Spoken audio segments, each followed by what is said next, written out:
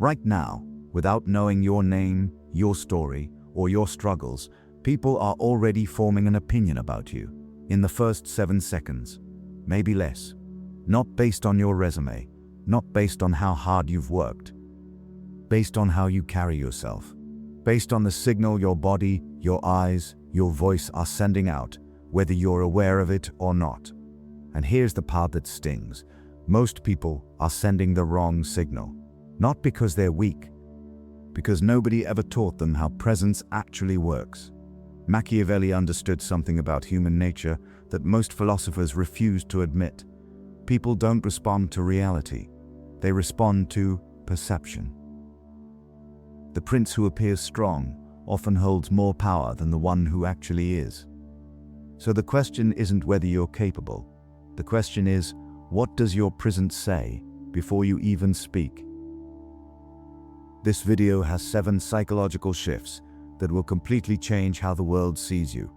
Don't skip any part, because the one you almost skip, that's probably the one written specifically for where you're stuck right now. Point 1. You are already being read. The question is, what they're reading. Men judge by the eye rather than by the hand, for everyone can see, but very few have to feel. Niccolo Machiavelli, the Prince. Let me ask you something that might be uncomfortable to sit with. When you walk into a room, a meeting, a party, a job interview, do you feel like you own that moment? Or do you shrink slightly, hoping nobody notices you until you're ready? Because here's what's actually happening in that room. Every single person present is unconsciously reading you. They're not analyzing your credentials. They're picking up on micro-signals, the pace of your walk, the stillness of your hands, whether your eyes land or dart. These signals arrive faster than conscious thought. Before you say a single word, a judgment has already been formed. Psychologists call this thin slicing, the brain's ability to make rapid assessments from the thinnest slices of behavior. And research in social psychology suggests that these snap judgments, while not always accurate, are remarkably sticky. They shape every interaction that follows. Machiavelli saw this 5 centuries ago without a lab or a study. He simply watched how power moved between people and noticed that perception didn't just follow reality, it often replaced it. You are being read right now, every day. The only choice you have is what the page says. Point 2. The story you tell yourself is the loudest thing in the room. The first method for estimating the intelligence of a ruler is to look at the men he has around him. Niccolo Machiavelli, the Prince. Here's a question that might land a little too close to home. What do you actually believe about yourself? Not the version you perform for others, but the quiet, unguarded belief that lives underneath everything, because that belief is leaking, constantly. People think confidence is something you put on before you walk out the door. It isn't. Confidence, or the lack of it, lives in the story you've been repeating to yourself since the moment someone first told you that you were too much, or not enough, or simply not the type. That internal narrative shapes your posture, your tone, even the amount of space you allow yourself to take up. You can wear the right clothes, say the right words, and still broadcast smallness, because the frequency underneath hasn't changed. Machiavelli would likely argue that the prince who doubts himself privately will eventually display that doubt publicly, in a hesitation, a concession, a moment of unnecessary apology. And once his court senses it, the shift in loyalty begins. This isn't about toxic positivity. It's about recognizing that the story you carry inside you is not neutral. It is active, it is loud, and other people can hear it, even when you say nothing at all. Point 3. Silence is a power move most people have never learned to use. Whosoever desires constant success must change his conduct with the times. Niccolo Machiavelli, the Prince. Think about the last time you felt the urge to fill a silence. Someone paused mid-conversation and you jumped in, not because you had something important to say, but because the quiet felt dangerous.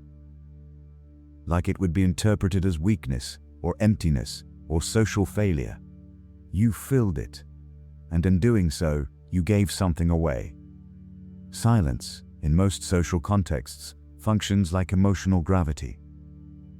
The person who can sit inside it without panic, without the need to explain, qualify, or perform, tends to pull others toward them.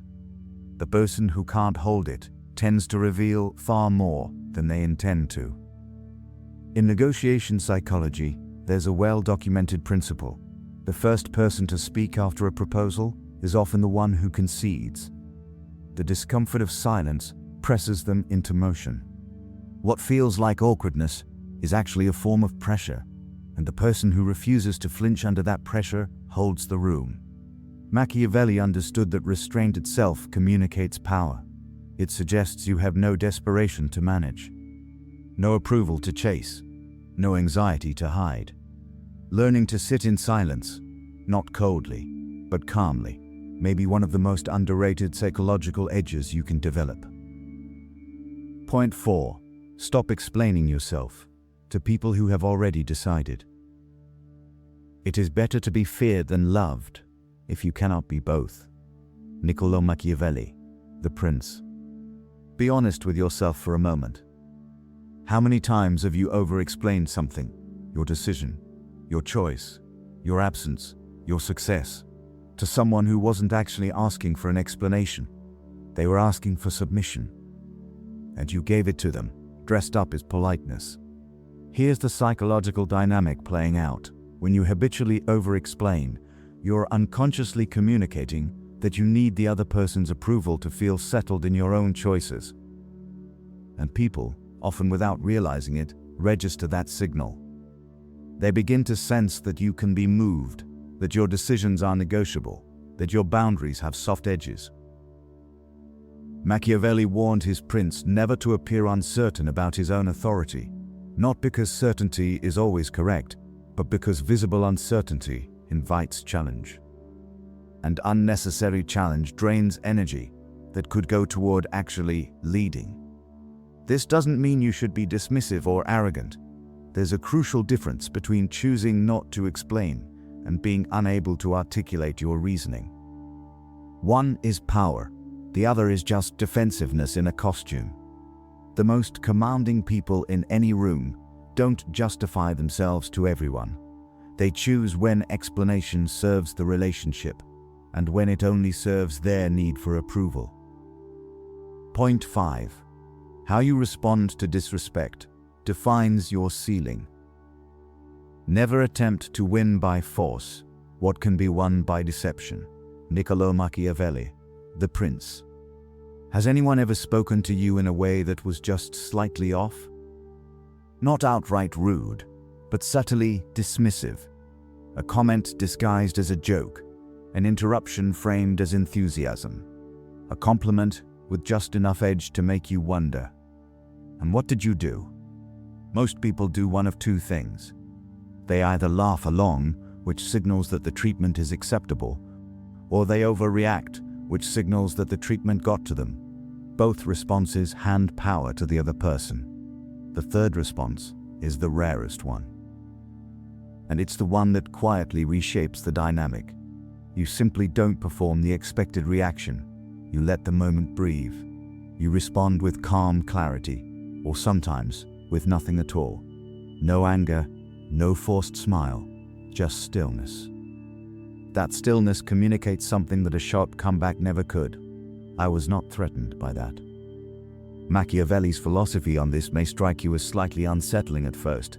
He suggested that a ruler must know when not to respond with force, because the calculated non-response often lands harder than retaliation. It sends a message without giving the other person the reaction they were fishing for. Your response to disrespect is one of the loudest things about you. Choose it carefully. Point 6. The people who respect you most are watching how you treat yourself. The lion cannot protect himself from traps. and the fox cannot defend himself from wolves. One must therefore be a fox to recognize traps, and a lion to frighten wolves. Niccolo Machiavelli, the Prince. Ask yourself this, and really sit with it. Do you treat yourself the way you'd treat someone you genuinely respect? Because here's a pattern worth noticing. The people around you, colleagues, friends, even strangers, don't just observe how you treat them. They watch, often unconsciously, how you treat yourself. What you tolerate, what you accept. Whether you speak about your own work with confidence or with constant self-deprecation. Whether you enforce your own time, your energy, your limits. There's a kind of slow, invisible credibility that builds or erodes based on this. When someone consistently undermines their own ideas before finishing the sentence or laughs at themselves before anyone else can, they're not being humble. They're signaling that their own opinion of themselves is low, and other people adjust accordingly. Machiavelli's fox and lion principle may seem like a metaphor about strategy, but it also applies internally. The fox in you needs to be clever enough to recognize when your own habits are the trap. The lion in you needs to protect that self-image from the people and the thoughts that quietly erode it. Respect from others tends to follow the respect you demonstrate for yourself. Point 7. Presence is not performed, it's decided. Make no small plans, for they have no magic to stir men's blood. Machiavelli. One last question, and this one is the most important of everything we've covered today. When did you last make a decision about who you are? Not who you're trying to become, not who you used to be, but who you are right now. Most people drift through years in a kind of identity negotiation, adjusting to rooms, adjusting to relationships, adjusting to whoever seems to hold the most social authority at the moment. And over time, that adjustment becomes their default mode. They forget they were ever allowed to simply decide. Presence doesn't come from the clothes, the posture, the power language, though all of those can follow. It comes from a prior decision, a quiet, internal conclusion that you've already made about your own worth, your own direction, your own refusal to be perpetually shrunk by external approval. Machiavelli's prince didn't wait for the kingdom to respect him before acting like someone worth respecting. He decided first and let the world catch up. That decision is available to you right now. Not next year. Not after you've fixed everything you think is broken about yourself. Now. Make the decision. The room will feel it before you say a word. Conclusion. Here's what all 7 of these points share, and this is the thing most people never quite articulate. The world doesn't obey even your presence because you demanded it. It responds because you stopped apologizing for it. You stopped shrinking your ideas. You stopped over-explaining your choices. You stopped performing calm and started living it. You made a quiet decision about who you are and held it steady even when the room pushed back. Machiavelli never promised that this would be easy. He only suggested that those who master perception, self-possession, and the discipline of their own inner narrative tend to move through the world differently. Not because they're louder, because they're settled. Now, I want to hear from you. What's the one area of your life where you've been unconsciously broadcasting the wrong signal? Drop it in the comments, because I guarantee someone else in this community is fighting the exact same battle, and your honesty might be the thing that shifts something for them. If this video made you see yourself even slightly differently, share it with one person who needs to hear it. Like it if it landed. And subscribe, because this channel is built for people who are serious about understanding how power, perception, and psychology actually work.